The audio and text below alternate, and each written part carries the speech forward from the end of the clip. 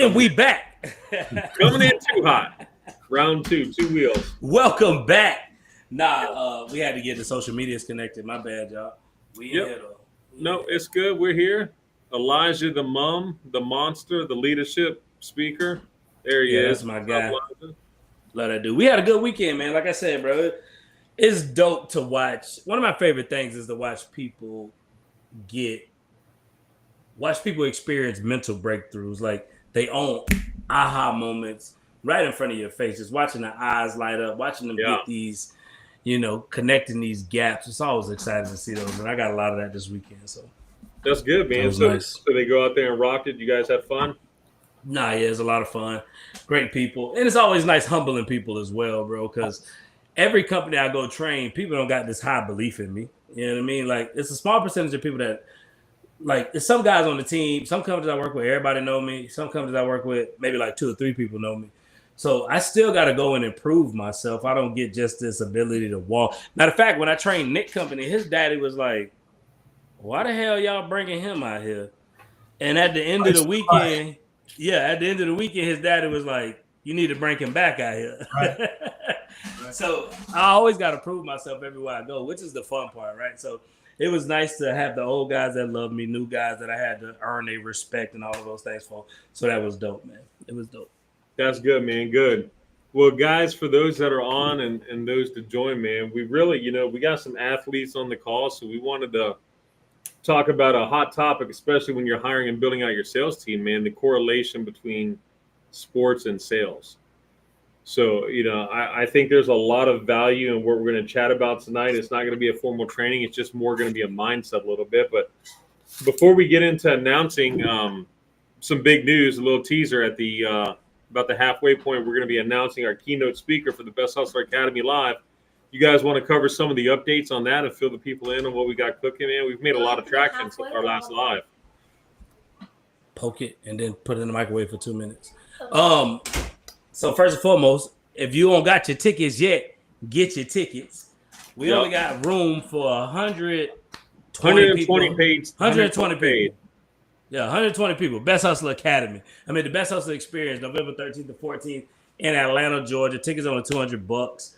Yeah, it's a shameless plug. Also, it's for your benefit, man. Come grow, come get better, come take your game to that next level. If you've already worked with me, like as a company, if you know me, like you know what we do for sales reps and how we help them go to that next level.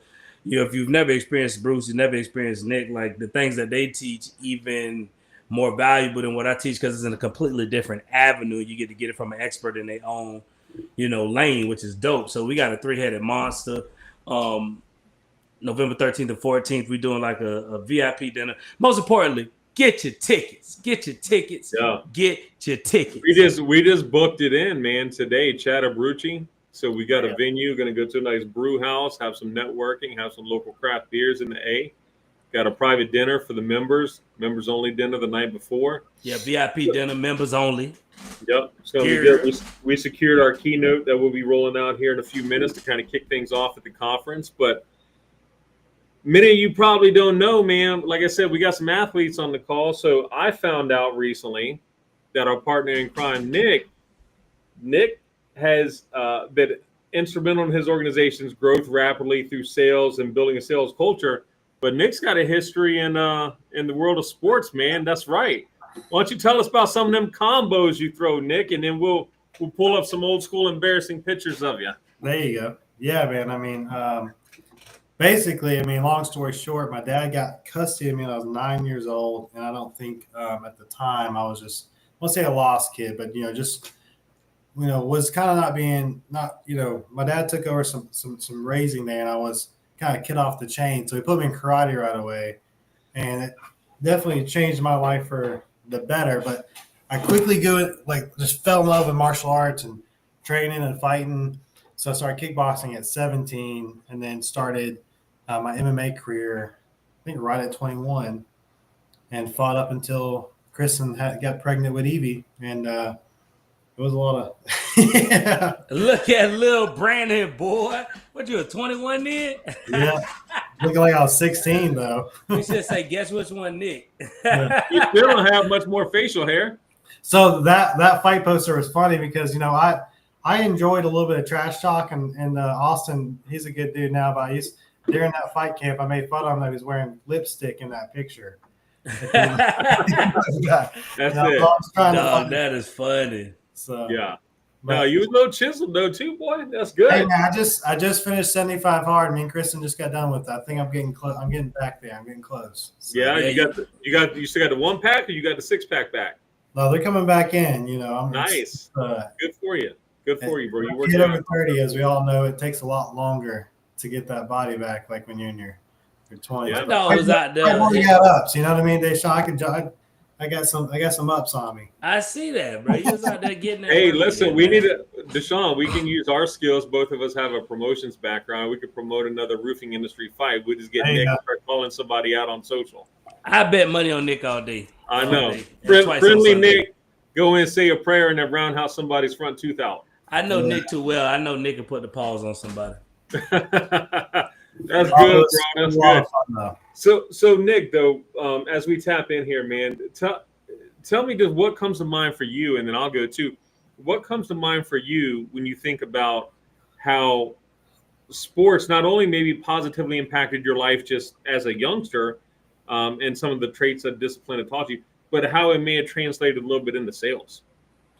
I think it transmitted tremendously in the sales. You know, the biggest, I mean, in a nutshell is, you know, the discipline it takes to be an athlete and the discipline it takes to be a high producing sales rep is next level. Cause you got the guys, you know, 6 years ago, we were all talking about, you know, the $1 million producer, you know, and then before COVID and, you know, inflation, everything just went up. Right. And $1 million producer in most companies now is either average or below average. One of our partner companies, their reps, they got to sell 1.5 to at least be on the team. You know, that's a very high standard. And I would say that the difference between a high-level producer and the average sales rep is that self-discipline, and that's, you know, same thing being a high-level athlete, that self-discipline to train, to go the extra mile, and then the mindset, you know, just the mental fortitude, whether you're walking into to a game against a hard opponent or you're about to actually have a fight and you have to deal with that adrenaline, that stress. You know, if you can deal with high pressure situations in sports, it's a lot easier in sales. A lot easier to be told no. It's a lot easier to go into a home and present a $100,000 proposal and do it with confidence because you've kind of got that mental fortitude that you've practiced since, you know, at my point, since I practiced since I was 9 years old. Right. Well, and I think what you said there is something we covered maybe on our last live too, the difference between discipline and self-discipline, right? And you talked about self-discipline. And I think that sports, especially when you get into the competitive ages, right? Like when you're younger, it's fun. But when you start trying to make middle school teams, high school teams, and there's things on the line, the people that excel are the ones that do the work outside of practice, the ones that do the self reps, the self workouts, the self drills, or whatever it is. It's the same kind of thing with us, man. I mean, I think in the world of sales, right, as we're all graduates of the sports world, because Deshaun plays some ball too, I think it's important to know that my best years came from being willing to do what others would not do. Like, that's the only secret to success. It's not just work harder. It's like just the discipline to do it consistently, to do it daily, to do the actions even when you're tired, even when they suck. Just like, you know, when you're in sports. And I think for me, my entire sales career, I worked for money the first half of it because I didn't have any. But my goal was to get to where I had enough money that I didn't need other people's money, because then that's when I think the sales really started to take off. So I grinded like a crazy person in the beginning. And then when I achieved goal number 1, I started to be more disciplined, using self-discipline and really methodic, right? I can walk away from people now because, you know, you just got to have that winning mindset. So I wholeheartedly agree with what you're saying about the self-discipline. Deshaun, what do you think? No, yeah. I think one of the biggest correlations of sports and sales is, let's just take it back, right? Let's go to back everything y'all just said. Let's just unpack it to like the beginning. It's practice as a whole. Yeah. That's the first thought process of correlating sports and sales is practice. Yeah. Every athlete practices, period, right? And most salespeople don't practice. And the guys I've seen that's really good at sports understand this concept of like, I gotta practice to get better at the different aspects of the game, right? So sales reps who like excel at a very high level in what we do, they understand the importance of practice and then intricate practice, right? So you got the practice of practicing my script. And then guys that decide to do it at a high level, they start practicing their closes. They practice their transitions. They practice their intros. They practice their icebreakers, right? And they doing all of this in their downtime because they understand that in order for you to perform at a high level, you got to put in the work that nobody else is asking you to do. Yeah. Right? You got to put in the work that nobody else is asking you to do. And that's what I've learned with people that start to do this at a high level is and the thing about it is cats that come from sports that get into roofing sales and they don't connect the dots. Right. Because I've trained guys that used to play sports and they don't do roofing sales at a high level. And it's because they haven't connected the correlation between the importance of practicing and doing all the extra stuff like you do in sports versus when you come to work. Because I think the difference maker is the athletes view it as a lifestyle. Yeah. Some people just view this as a job and they leave the lifestyle out the job and they don't do it at a high level. Well, and to piggyback on that, I'm not disagreeing with what you're saying, but I think to think about it through a different perspective, right? Athletes as a whole, all sports worldwide, might be one of the few things that there are more of than salespeople. And athletes are littered with average people too, right? It's very rare you get the Tyreek Hill, the LeBron James, the Michael Jordans, the Tom Brady's, because their self-discipline is higher. They're willing to do the things that the average athlete won't, right? Because athletes struggle with the same things that roofing sales pros struggle. They get that first paycheck, it's more money they ever made in their life, and they take their foot off the gas. And we see that all the time in roofing sales, right? I mean, a guy comes in, makes his first $10,000, $15,000 a month, a lot of money to him. And then he's like, I'm not going to work that hard. And he'll take 2-3 months off. So it's still littered with like sales guys and athletes all I think have the same dilemma, is that the ones that really pull away to go to that next level, that supreme level, like you are as a coach, they're willing to do things that others aren't willing to do. No, 1,000%. 1,000%. But I'm a firm believer in sales. It requires more self-discipline than it do in sports. For sure. Because the environment creates it in sports. Well, and in sports, I mean, yeah, there's talent in sales, but I think talent has to be polished and practiced a lot more in sales. And same thing, talent only gets you so far. And you look at the athletes, it's just like you said, there's a tier, right? There's so many kids in minor league baseball, and then it goes to high school baseball. There's less. Kids just drop off as they get older. Same Every thing. rung up the ladder, it gets smaller and smaller. I mean, we just left Evie's award ceremony for academics, and she's in second grade and she got all the honor roll. Well, there's a lot of kids in AB honor roll. There's quite a few kids in the honor roll for second grade. Once you got to fifth grade, only 2 kids got it. And so I told her, I said, there's many kids that don't get this with you every year. And it's up to you to continue to work hard and practice to get to stay at that top level. That's what top level athletes, top level salespeople are, as they practice and they stay at that. And we kind of just spoke on this in our last sales meeting. Is there's a difference between someone who's just here and they're doing a job, they're running leads and just kind of rolling through the motions, and someone that looks at this as their lifestyle and their passion and what they're doing for it every day. And that's the difference between the people that are good and the people that are really great. Yeah. No, I interviewed a sales guy today, man, and I liked a lot of the things that he said. I'm going to be careful what I say in case he's watching. But here's what I'll say is that he was like from a small town in the Carolinas, and he was like a phenom in the small town. He's like, everywhere I'd go, like signing autographed baseballs, and people thought I was really going pro, and so did I for a long time. And then he got to go play at college, like a JUCO, and then he went up to Appalachian State, and he tore his rotator cuff. And he went from throwing 93 as a right-handed pitcher to, after the surgery, he could only get back to 86, 87. And you will not be scouted by the bigs as a right-handed pitcher if you don't throw over 90. That's a known fact, right? Even though it tears up your arm to get there, so few people do it. But what I found is that in the interview process, there was a lot of resilience, a lot of tenacity. And he may not be at the best organization for him, but he's still making the most out of it, right? He's nearing $200,000 in income with a low base salary. He's crushing. He works. He says he makes 100 calls a day. He exudes some of those traits that you would want in a salesperson. I think they come more naturally for him because he was a athlete, right? He just had that competitive edge. What you just saying, right? Let's unpack that. For anybody that's watching this that like run a sales team, sales rep, leader, whatever. For somebody like you and yourself, y'all both said y'all interview people, sales meeting, sales team. Because I run solo. I'm the only athlete. I got to get geeked up in my company, right? In the way we do things. But what are some of those traits that you are looking for if you interview someone that has an athletic background? Because it can't be like you scored a lot of touchdowns, right? You might have had a good old line. Obviously, it's the intangibles. So I'm just curious, what's some of those intangibles so people can actually know what to look for, what to ask if they're in an interview scenario to possibly, find some of these traits. Yeah, I can do one, Nick, and then I'll let you go because you have a big sales team. But for me, I try to ask questions around how many times they faced adversity, how many times they got knocked down, how many times they got told no in their athletic career, and how did they handle that? Because so many people put all their eggs in the basket of, I'm doing this. I'm going to play basketball at Kentucky. I'm going to play football at Florida, right? And then it doesn't happen.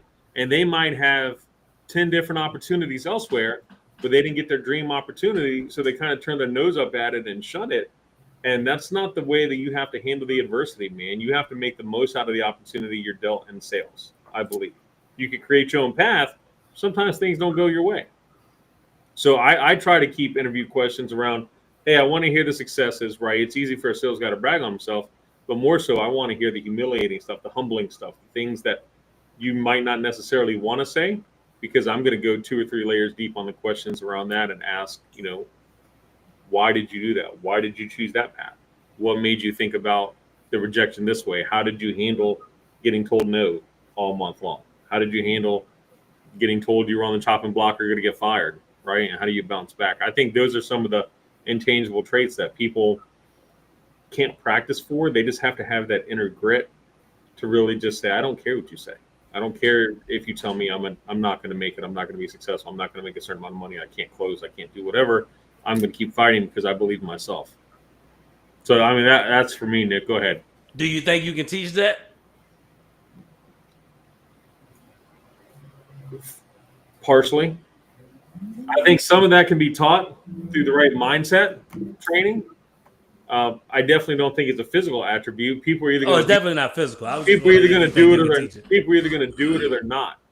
But I think, like some athletes, right, work their whole life. I'll give you an example, and I don't want to put my son on blast because I love him to pieces, man, and he's going to be a phenomenal athlete, and I'm going to take him as far as he'll go.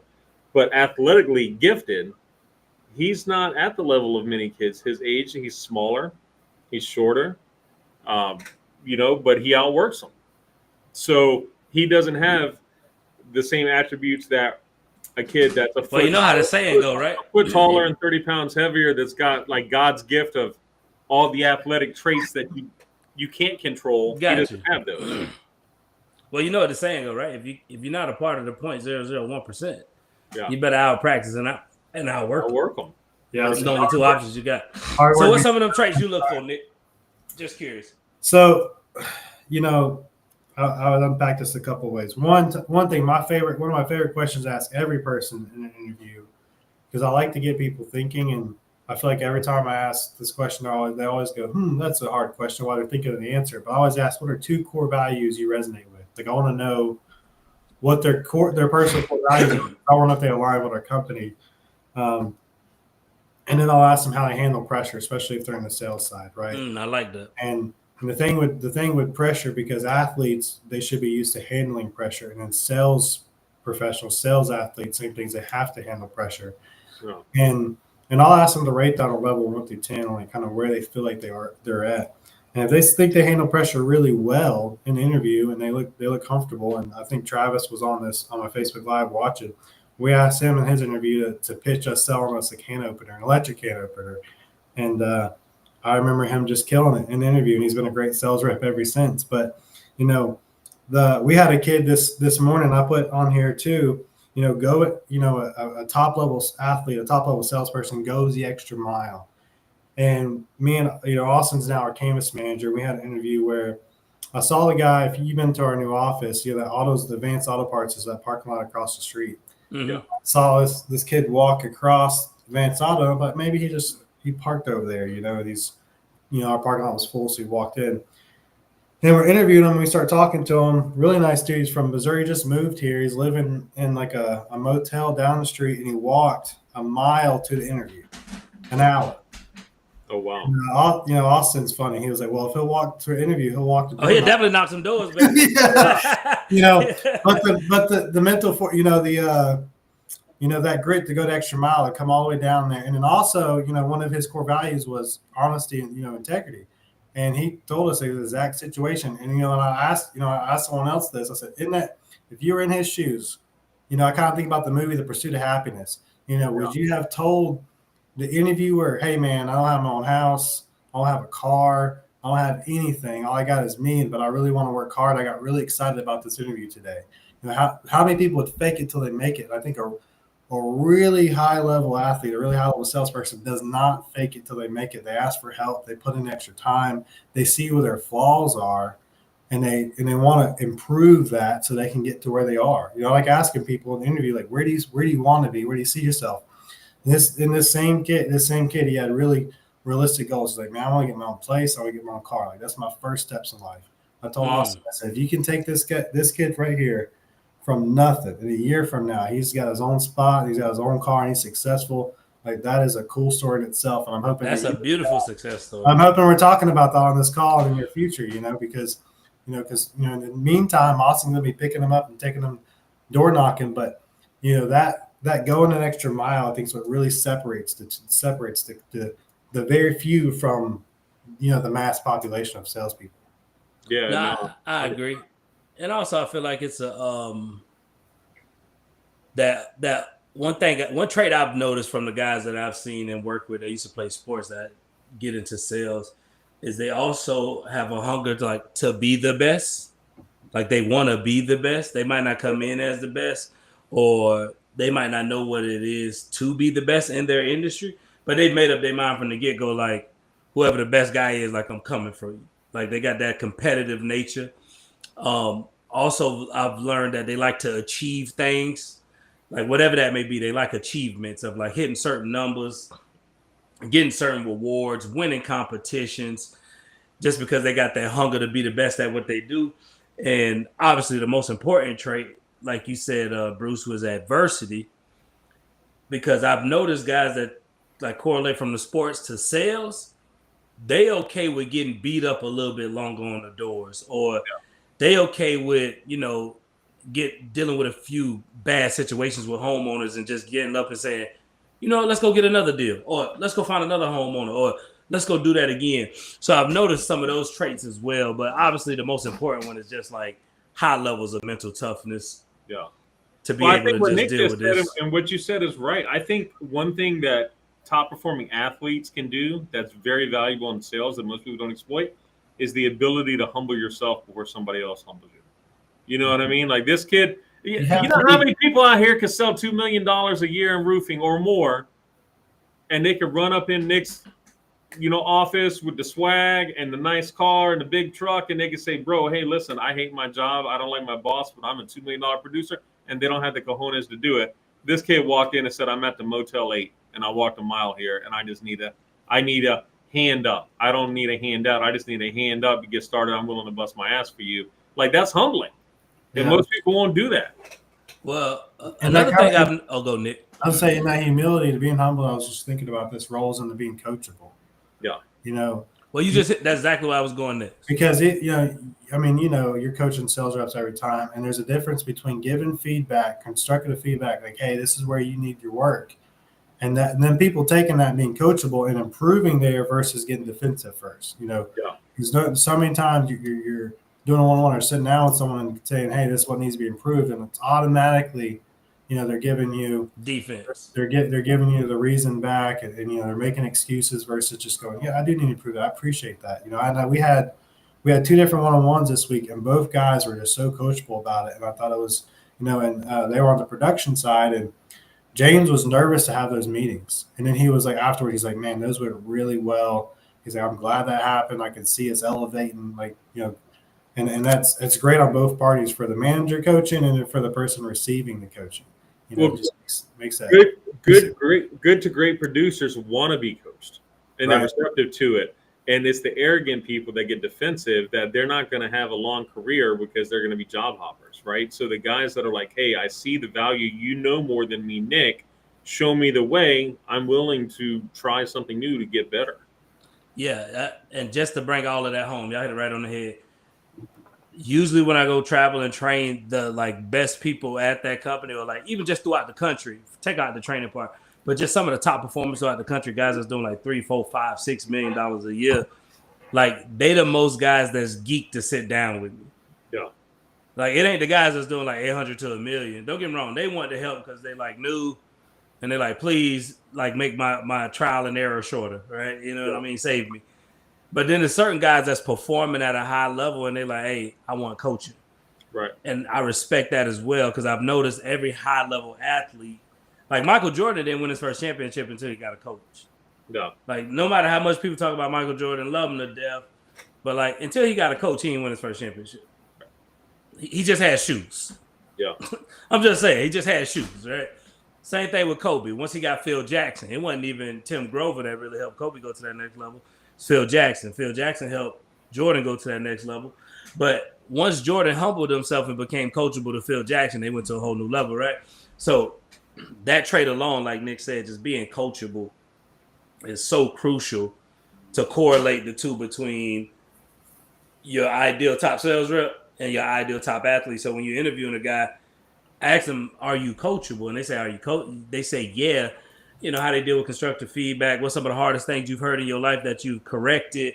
Because that part is crucial to helping guys elevate. I just did a one-on-one this yesterday, I think. Either way, it's probably one of the most quietest one-on-ones I've done, because the dude was just receiving feedback, wasn't justifying his that. Some companies I train, I say something, they're like, well, I do this. Well, and it's like a coachable sales rep, like Nick said, go, hey, appreciate that insight, man. I'm going to work on that. So I think that's a trait to look out for as well, as you trying to correlate, sales to athletics and athletes to being really good, sales reps. What do you think are some tips, Deshaun? Because there's someone watching this live that's probably not the most coachable person today. What do you think are some tips to become a more coachable person, to take criticism and work on it? Oh, that's a really good one. So me personally, I think the first tip to get better at being coachable is having the humility, right? To realize that you're not that good. Because I trained a guy this past weekend, awesome dude, killing the game. I sit down with him. The first thing I say, when the last time you did inventory? He said, inventory? I said, yeah, you don't know. I said, you winning, but how are you winning? He was like, I don't know. I was like, that's the first phase to let you know you need to be doing some inventory, because you don't know how you are winning. So the first tip to like let you know if you should like to get coachable is, if you don't know how you winning, you need to be coachable, because you just winning by accident. Yeah.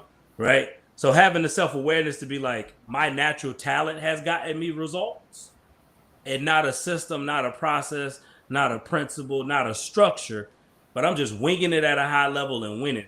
And I tell people that's the first trait. If you ask me, I think that's the first sign you know that you need to start being coachable, because you don't know how you win. Right. That's really good. That's really good. What would you say, Nick?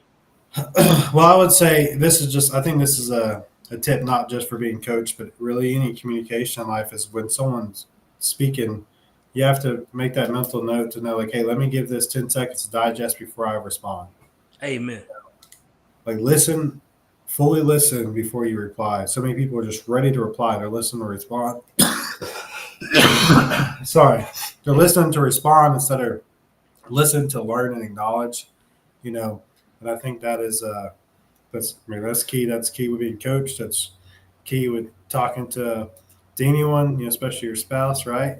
So, I think that's a big. 10 seconds sounds like a long time, but the one thing I still continuously work on continuously work on because I haven't mastered it is letting that breath set in before you want to get that knee-jerk reaction. But 10 seconds of silence is a long time, but a couple of breaths, it could do you some good. No, that's good, man. Hey, so what y'all think? Y'all ready? Should I roll it out? Tell a little bit about who we got coming in as the keynote? Yeah, just one more thing before you go. Yeah. I think another thing to help you get some traits of being coachable is I just had it in my head. God dang it, I'm mad. I literally just lost the thought, dog. Having nurse really gonna make ultra, bro. It'll come back to you. Bro, I had it right there too. God dang it. It was good. Well, hey, listen though, not for nothing, but you journal just about everything, so I'm sure you'll put it down and we'll get it back out somehow for everybody.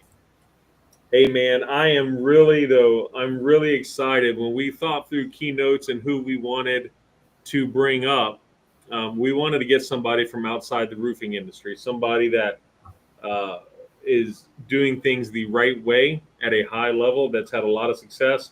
That's not the typical guy you're going to see at the local roofing. Not even just outside the roofing industry, just basically outside of all the home service industry. Yeah. You know, this is going to be a person that, you know, if you're at the Best Hustler experience, you know, you haven't heard this person speak. You know, we talked about that we all three talked about it. Most roofing conferences, you hop to all these different conferences, you kind of hear all the same speakers.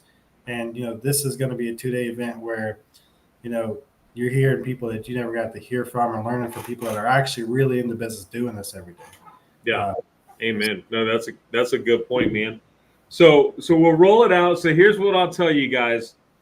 Fact number one, this keynote speaker is a professional athlete, former professional athlete. He said Nick Saban. I wish. Yeah, they guessing. Yeah, maybe one day soon. He's a 7-year MLB player. He played for the Tampa Bay Rays and the Cleveland Indians. If we got any guesses, this player hit a home run on their very first major league at bat. Oh, that's dope. So think about that. Before I go past that, can I just say something about that? Because I had this epiphany earlier, and I was watching the YouTube video of the hit, and it was in Tampa. That is like everything you've prepared for in your life coming to a head and exploding. You know what I mean? Like you work your whole life, you work your ass off in the morning before school, after school, your dad's yelling at you in Little League, then you get paid coaches yelling at you, then you got kids telling you suck and you're no good. Your whole life to make it to the bigs, and you get one at bat, your very first at bat, and you got this pent up energy. What are you gonna do with it? And he put it out the park. That's incredible right there, right? I was gonna ask real quick before you guys want to give them like 30 seconds, 1 minute. If someone actually guesses that person, we throw them some swag. Yeah, for sure. Yeah, we'll give them a whole swag bag valued like $200 from the Best Hustler Academy. I said if somebody guesses it, we give them a free ticket. The hell with it. There you go. I got a nickname, but I'll save that. To the end because somebody can if they guess Google it real fast. If somebody own it and they get they probably already Googled first bat at No, first. it's okay. Let's go. So he hit a home run in his first major league at bat. Here's another one. He did play in the World Series, the 2016 World Series. He was on the Cleveland Indians. So we'll narrow it down a little bit at the time. All right, we'll start. Jared, you're disqualified. Jared got leaked, said he had a guess. Producer in the background. So we'll take it a step further. My boy said Daryl Strawberry. Hey, I'll tell you a funny story about Daryl Strawberry on a different episode. But I know Daryl Strawberry got a little bit of white powder on the side of his baseball card. You know what I mean? That guy's a Tampa heathen, bro. That's funny. All right, so this person, we're gonna announce who he is. Let's just go ahead and say that his nickname is La Piñata because he was known for leading the Major League Baseball in a hit by pitches appearance. He led the league getting pegged by professional pitchers. 2015, he had 24 times he got hit in a season. That's 31 in 2016. But that's crazy. So you talk about resiliency and persistence. He was hit professionally 90, maybe 100 mile per hour, 85 mile per hour baseballs. What is that? 55 times across 2 seasons. Led the league. And he still kept getting in the box swinging. Love that, bro, for 7 years. So La Pinata is the nickname, and we're happy to bring to you guys Brandon Geyer. Brandon Geyer, former Tampa Bay Ray, Cleveland Indian. Super excited about that. We're uploading the keynote picture right now. Let's go. So Brandon he's incredible. He came to the Hustlers heavily discounted because of a personal connection through my son's baseball trainer, for you guys to bring the heat. I'm going to give you a couple accolades about Brandon. Brandon is the founder of Major League Mindset that coaches both in the sports world and outside of the sports world on mental toughness. Renee Pinto. Yeah, you like that? He recently trained the CIA, right, the Central Intelligence Agency. He just spoke recently at a big HVAC conference and a couple other things. So he does a breadth of trainings outside of, Daryl's next year. A lot of trainings outside of Major League college sports as well. But, he serves as the mental coach for the University of Virginia.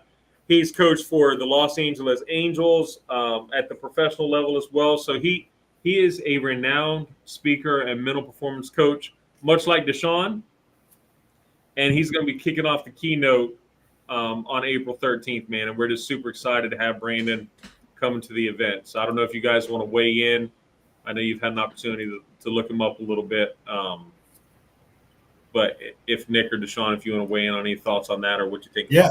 No, I mean, I'm pumped. I mean, this is kind of all on topic with what we're discussing today, too, to have somebody come in person and work with everybody that's going to be at the Hustler Experience Live on mindset and going from that professional major league mindset to applying that into sales every day and business ownership is going to be huge. I think there's going to be something.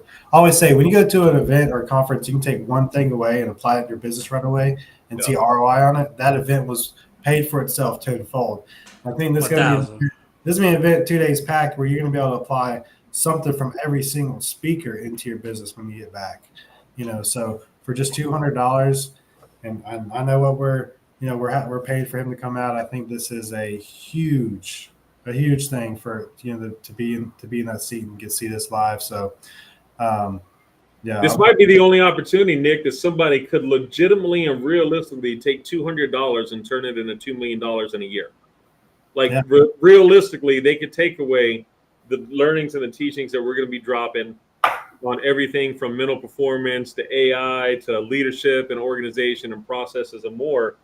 That it could realistically impact their business by millions of dollars in 2026, man. So I'm pumped. Deshaun, what do you think? Nah, yeah. Anytime you get an opportunity to get around somebody that did something at a high level, you got to take advantage of it. And for sure, Brandon Geyer, 7 years in the MLB, first bat, home run.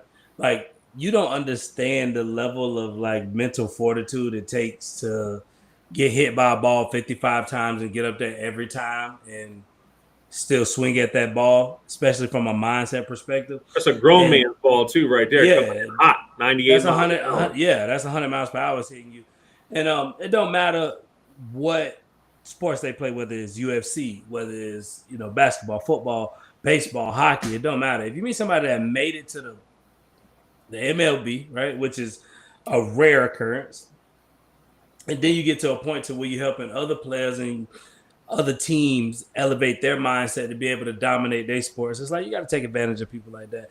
So I'm excited to be around him. I'm excited to learn from him. I've learned some of my mindset strategies and stuff from actually a dude named Brian Kane, which he works with a lot of MLB teams. Mm-hmm. So I'm excited to see what Brandon Geyer got to teach and take some notes myself and go learn from him because I'm a student at heart. So I'm actually going to be in the crowd listening when he's speaking. I ain't trying to be in the back talking and chirping. I'm trying to be sitting down taking notes myself. Yeah, so I'm excited.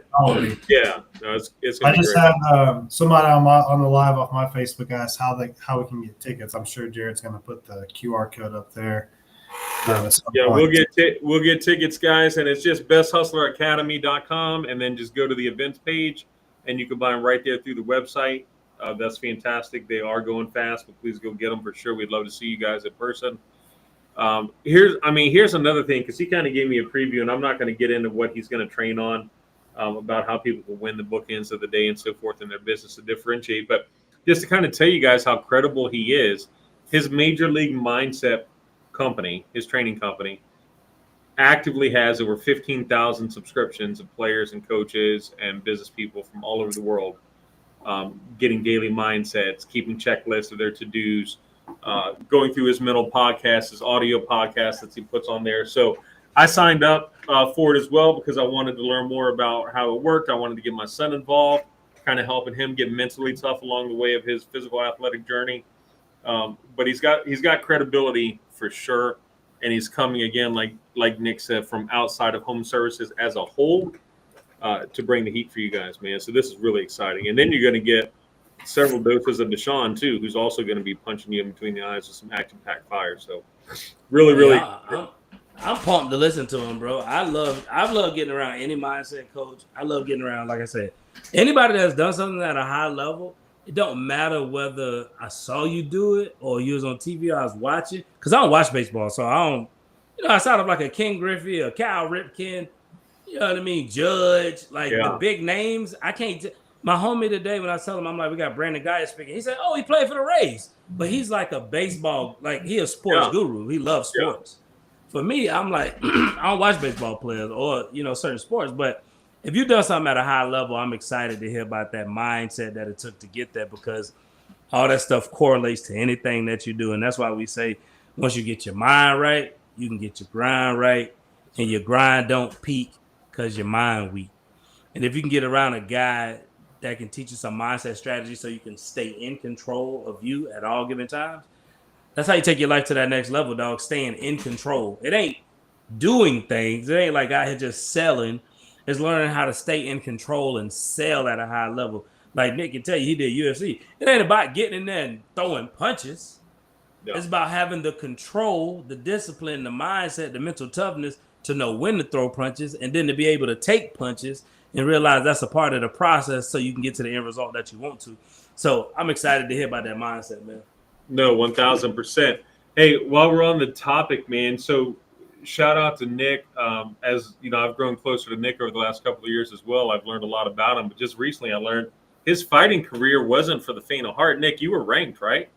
Where were you ranked at?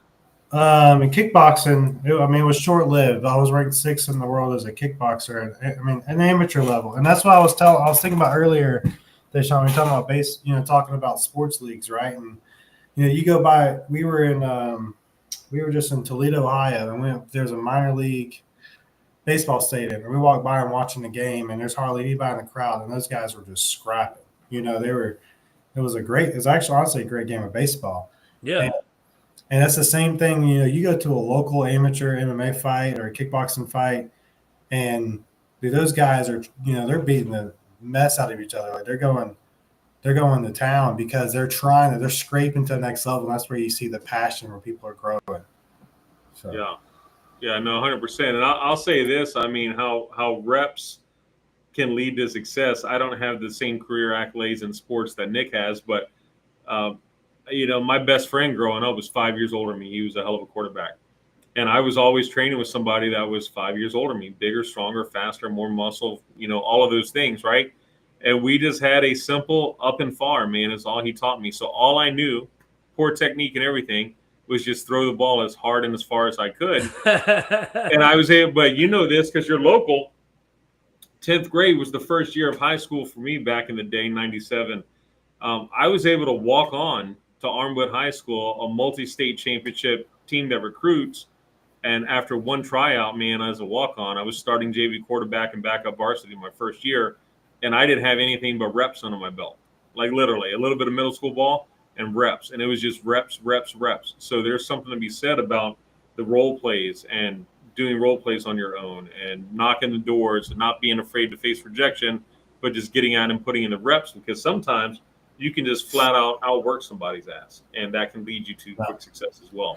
And I think, when I look back at the fights I lost, I don't think I ever lost because of talent. I never got beat by someone. I always say I got beat by myself. I never got beat by someone better than me.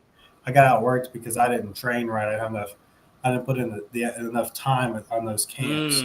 I got outworked by someone that just worked harder. And I remember, and then after losing that fight, showing up at the gym, in the morning, in the afternoon, and in the evening, doing 3 or 4 camps, and being the only person in there working. I'd show up and coach tell me what to do. I'd go and train by myself, put in that time. Hey, marching band, man, you gotta get your steps in. It's a lot of hard work. But hey, some bands be fire though. Some bands, it's better to be in the band than be on the Little course. drum line action. Yeah, that's right. Yeah, it's nuts. But put in that extra time, and so when I started as a sales rep, putting in that extra time and knowing, I loved, knocking doors and closing sales and then doing the calculations. All right, like how much effort how much time did I receive for how much money I make for the time I put in, and putting in that extra time and seeing the more results than the people around me. The company I was there for 7 months and I outsold everybody because I was putting in the most time. Right. And when you look at the top performers, it's the same thing. Those guys are going the distance. They're practicing. They're training. I have Kristen's cousin. His name is Gavin. He's interning with me this summer. And today I had him put together a sales script, and I had him cold call basically clients and provide that pitch. And I had him in our podcast room, and I could hear him. And I thought he was on a call, opened the door, and he was just practicing it. He practiced it like 50 times before he even made his first phone call. I love that. So I like it. Most people give them a script. What they do, they just start trying to call right away. They just started calling. Marbles all in the mouth. Horrible. I do want to say this for anybody that's still watching, and a lot of the people that I coach across the country is most athletes that I know. That you did make it to the league. You didn't make it to the league, but you was an athlete. I hear one common phrase from all athletes that I know, and it's like, if I could go back, I'd have did it different. Mm-hmm. Like, I've never met an athlete who didn't say, nah, bro, I'll go do it exactly. So everybody go back and say, if I can go back, I'd have practiced more. I'd have took it serious. I would have did all of these things to make sure I could have did that at a high level. Yeah, because hindsight 20/20, right? Yeah. And I always like to let guys know, if you've made it into this roofing industry and any sales industry, any in-home or any industry where you get paid off your performance, not off hourly, but off your performance, because that's what sports is. You get paid off your performance. Amen. You don't get paid because you're on the team. Right. You know what I'm saying? Like you do. No participation. Yeah, exactly. You got to perform. Not so when you start getting paid at that level. If you get an opportunity to get paid for your performance again, this is that opportunity where you get to go back and do it different. Yeah, I agree with that. You get to practice more. You get to dedicate time to your craft. You get to go get you mentorship from people that's doing it at a high level. You get to really take your game to a whole new level by taking your game serious. And you got to say that again? Without concussions this time. Without concussions, without injuries, right? The biggest injury you stayed the cauliflower ear. Your ears look good, bro. You're dealing with a mental injury. So I let guys know, man, this is your opportunity to do it again. Like, this is your second chance at playing a sport at a high level, because I do view sales as a sport. I don't view sales as a job. I believe if you show up and think like a sales athlete, you'll blow your competition out the water. But if you wake up and show up as a salesperson, where that's just your job, you barely do it. You don't put in no extra work. So I think you got to bring back that athletic mindset that you used to love when you was playing sports. Bring it back to sales. And if you really correlate the two, you'll do phenomenal numbers. Because most of the guys I know doing big numbers, they got just that sports edge, or they just got the gift of gab, one of the two, bro. But it's that group out there that's competing at a high level.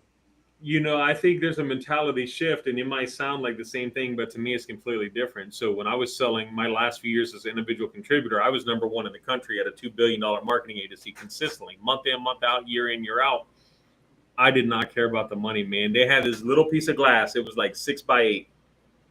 And at the end of every year, it would say first, second, or third place and how many millions you sold. And I had to get the first place. I had to get it. That's all I cared about. So a lot of people want to win. But when you want to win, you're not willing to put in the work. You got to find that hatred to lose. And to me, second place is first loser, right? So I just don't like to lose at all. I put best in the name of our company. You were talking about that earlier, Deshaun, about athletes just want to be the best. I mean, if you really hold on to that and mean that, you can have a lot of success in roofing sales. But you got to be willing to not accept losing. Amen. Or they say, you got to hate losing more than you love winning. That's right. Nick, go ahead. I would say to add on to that, this is a side note for the the coaches, the sales managers, and the owners, sales professionals are competitive, and we should feed that competitiveness. So, that's a good note for the owners and the sales managers to make your business competitive. We do an award ceremony every year. We have like the $1 million sales club, the $2 million sales club, and then we have the sales champion. And you've been to our event where they get a belt wrapped around their waist, just like if they were a UFC champion. And that's competitive. All everybody's fighting for that belt, and they want to win that belt. And the guy that's a reigning champ, he don't want to lose that belt. So I think you gotta help aid your sales team, and you gotta make it competitive for them. You got to make it competitive, and I also believe you got to make it competitive, and I also believe that sales coaches and sales leaders have to be overly positive, even in the face of their own adversity, right? So you get a lot of these middle managers, they report to you, Nick, and then they're running a sales team. Well, if you're putting a squeeze on them, the immediate, immature, but most common human thing to do is go roll that shit downhill. And the thing about that is, because I coach the youth baseball, I see it with them all the time. It's never the athletic ability. It's they get in their head mentally, right? And so I'm out here and I'm feeling the pressure from the parents and against the other team and really wanting to win. But I have to remember that these players, these sales players, these athlete players, they need that positive reinforcement in that time where I'm feeling the pressure of the negativity. So I would say for sales coaches, man, be obnoxiously positive with your people. You can call them out with serious questions, and ask them. But I think you got to hold people accountable in a way that makes them hold themselves accountable. And a lot of that's going to start with positivity. So you have to have a lot more carrot than stick. I agree. I third that. I work with a company called Best League. Well, I worked with a company called Best League Roofers over in Louisville, and they ran their roofing team like a baseball company, like a baseball team. The business cards was baseball cards. You came in as a rookie. You had to earn your way to be a starter because you was on the bench, and then you became like an all-star, then a legend, and like Hall of Fame, and all these things. And it was all based off numbers you hit. Like once you sold your first $1 million. You got to make your own custom Nike ID shoes, which was pretty dope. Nice. Yeah. Once you went from being a rookie and you became a starter, which means you got to close deals because you had to come in as a canvasser. Once you got to get to close deals, they would do a separate meeting where they would make all of the new sales rep that just got promoted up run through like a red carpet, and they'd be like, now starting. Yeah. Like, blah, blah, blah. And they would run through everybody to give them dap and shit. And it's one of the coolest environments I've ever seen. I think I saw that on your social media.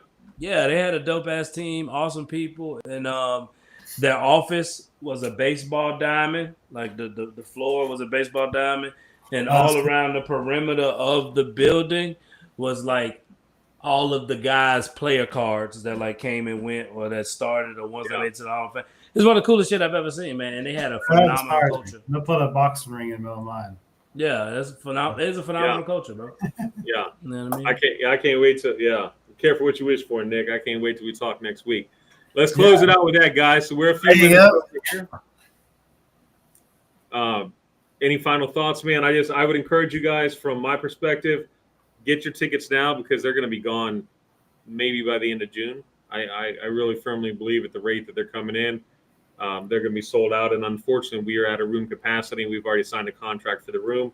So this isn't one of those things where we're like, hey, sell this number, and then we're going to open up. And we're going to move the venue. No, sir. If you don't it's get in that one, it's 120 available, and it's a lot less than that available now, but that's the max capacity. If you don't get in that 120, you ain't coming. And if you got 30 people on your team, only send 5. Yeah, like, we don't want everybody from one company there. Right. We got a really nice location. You can actually get the hotel will transport you right from the airport right to the venue. Like you said, it's a brand new location, but it is that conference room only holds so many people. So and of course, like you said, the event we're doing is a mile down the street. And it's going to be a great place. Chattabruzzi. I used to work at Taco Mac. They had just opened up, and I remember they opened at West Point. This is their second location. So it's going to be a lot of Atlanta locals. Atlanta local vibe that these people can come down and experience the local cuisine, the local brewery, and and it's gonna be a lot of fun. ATL is where it's at. That's right. That's awesome. Yes, sir. Come to the Atlanta. Come to the A. Come We get these appreciate you knowledge. Get guys. these nuggets. Yes, But sir. spend them $200, baby. Because you don't spend $200 on useless stuff. So come learn some information that can help you make hundreds of thousands of dollars. That's right. Why wait? Get them now. Let's go, man. Appreciate you guys, man. We'll be back again in June. We'll bring the heat, guys, but be excited, man. Come see Brandon Geyer and the squad, and we got a bunch more goodies to unpack and roll out over the next couple of months as well, man. So thanks for tuning in. We appreciate the participation, and we'll see you guys in June.